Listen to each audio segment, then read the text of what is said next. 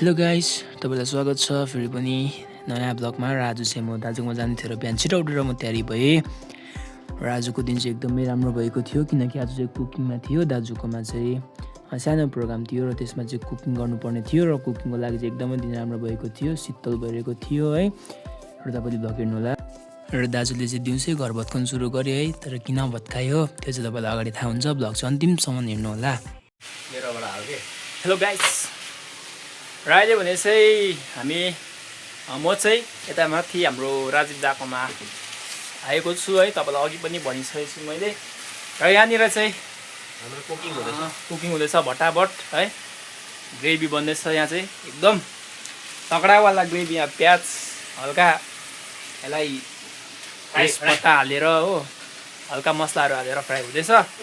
तपाईँहरूले यो भ्लगलाई चाहिँ नछोडी हेर्नु पर्यो एकदम लास्टसम्म हो, अन्त मात्रै बुझ्नुहुन्छ आज चाहिँ के हो भनेर। अब किन यति साह्रो एक कराई प्याज, मेरो बिहा पनि हो भन्न, मेरो बिहा पनि हुनसक्छ। तपाईँलाई अब एकदम सरप्राइज हो। अब यति साह्रो प्याज एक बोल बनिँदैछ होइन।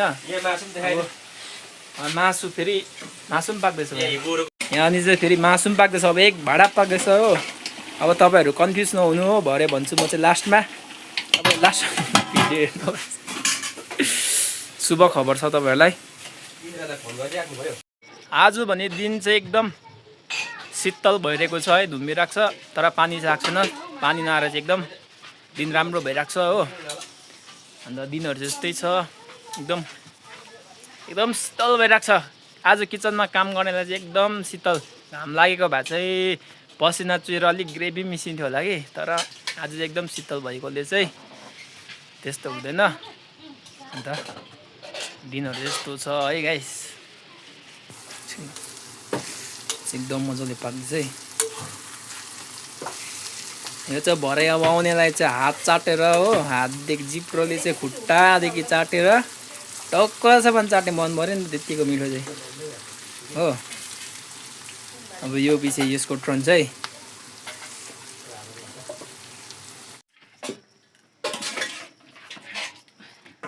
मासु चाहिँ कस्तो भएछ भने चाख्दिनु नि गाइस। अब चाहिँ एकदम मेहनतले बनेको छ यो चाहिँ हो। यहाँ चाहिँ बिहानदेखि मेहनतले बनेको छ। टेस्ट गरौँला कस्तो चाहिँ भयो। अम्मै 5 किलो त म एक्लै खान्छु नि। यो बनाउने चाहिँ हाम्रो त पुरानो सेफ हुनुहुन्छ, अहिले चाहिँ घरमै सेफ हो। पहिला हुन्छ है होटेलमा गर्नुहुन्थ्यो। भरे आउने चाहिँ अब हात चाट्ने रहेछ है, चम्ची फालेर हातले खान्छ। है त गाइस, अहिले भने चाहिँ हामी चाहिँ फेरि जाँदैछौँ, मासु ल्याउनु जाँदैछौँ। मासुले अलिक नकुदा जस्तो भयो हो, उता सालीहरू अलिक बेसी आउने भयो। अहिले चाहिँ हामी मासु ल्याउनु जाँदैछौँ यहाँ सुडीमा।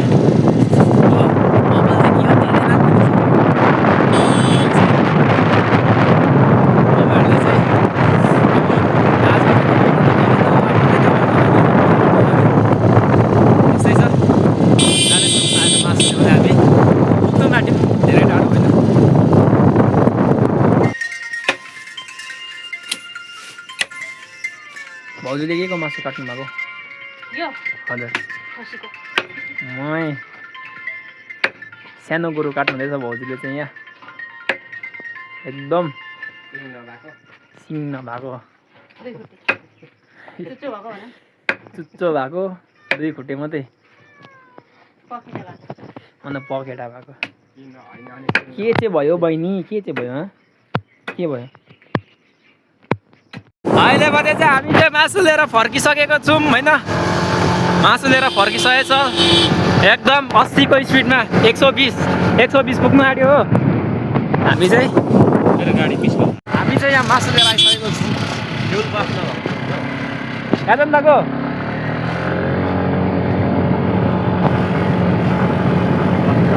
गाइस रेडी हुँदैछ है हाम्रो। अघि मासुहरू चाहिँ पकाइसक्यो है। र अब चाहिँ सिबी छ, सिबी पकाइसकेर चाहिँ दाल छ, त्यसपछि खाना, त्यसपछि चाहिँ फिनिस। यहाँनिर तपाईँले देख्न सक्नुहुन्छ सिबी पाक्दैछ। है हामीसँग जोडिराख्नु है। अब तपाईँहरूलाई चाहिँ म यहाँ सिबी पकाउनेको रेसिपी भन्दैछु है। पहिला तपाईँले प्याज र टमाटर तेल हाल्नुहोस्, खार्नुहोस्, त्यसपछि 5 फरन हाल्नुहोस्, त्यसपछि प्याज र टमाटर हाल्नुहोस्, त्यसपछि यहाँनिर तपाईँहरूलाई एकदम मसला चाहिँ 4 प्रकारको छ। यो 4 प्रकारको चाहिँ टक्क यहाँ गएर चाहिँ सररर हालिदिनुहोस्।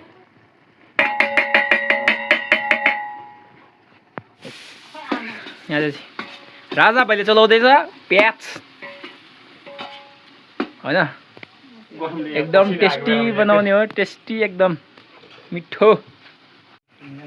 अब चाहिँ यहाँनिर चाहिँ यसो गरेर चाहिँ सिमी चाहिँ टक्कै हाल्नुपर्छ हो।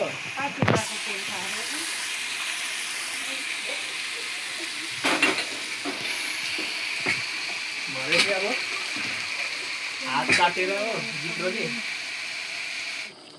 यहाँ चाहिँ त ओइ तेरो डोजर लिएर चाहिँ यहाँ ओइ नामाङ डोजर लिएर यहाँ चाहिँ न। हाम्रो भाइले त्यो डोजर किनेछ होइन। ओइ कतिमा किनेको? ओइ कतिमा किनेको डोजर? डोजर कति रुपियाँमा किनेको? डोजर कति रुपियाँमा किनेको?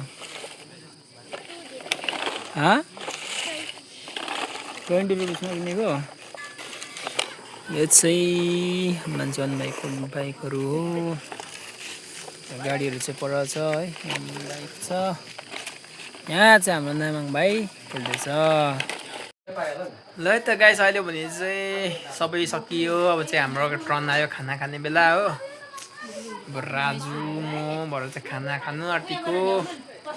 अरू चाहिँ खाएर पनि आधी फर्किनु भयो, आधी चाहिँ हुनुहुन्छ हो। खाना चाहिँ आइसकेको छ। ओइ खाना ओइ किन फोनै मात्रै खेलाएको? फोनै मात्रै खेलाएको अघि पेट भरेर बसिसकेको यहाँ पुरानो खाँदैछ। ल त गाइस अहिले भने चाहिँ हामीले खाना पनि खाइसकेको छौँ। सबै कार्यक्रम पनि सकियो। जन्ती अरे मान्छेहरू आउनु भएको थियो, उनीहरू पनि फर्किनु भयो। अब चाहिँ भाडा मास्नु हुँदैछ, तर आधी भाडा चाहिँ हाम्रो राजु दाले मास्छ। खानु पनि सजिलो, पकाउनु पनि ठिक ठिकै, तर भाडा मास्नु चाहिँ साह्रो। ल गाइस आजको भ्लग चाहिँ यस्तै छ। तपाईँहरूले लाइक सब्सक्राइब कमेन्ट चाहिँ गर्नुहोला। र फेरि पनि हामी भेट्नेछौँ अर्को भ्लगमा। तपाईँहरूलाई यसरी मनोरञ्जन गराउन, हँसाउन हामी सधैँ तपाईँको साथमा छौँ। हुन्छ, धन्यवाद।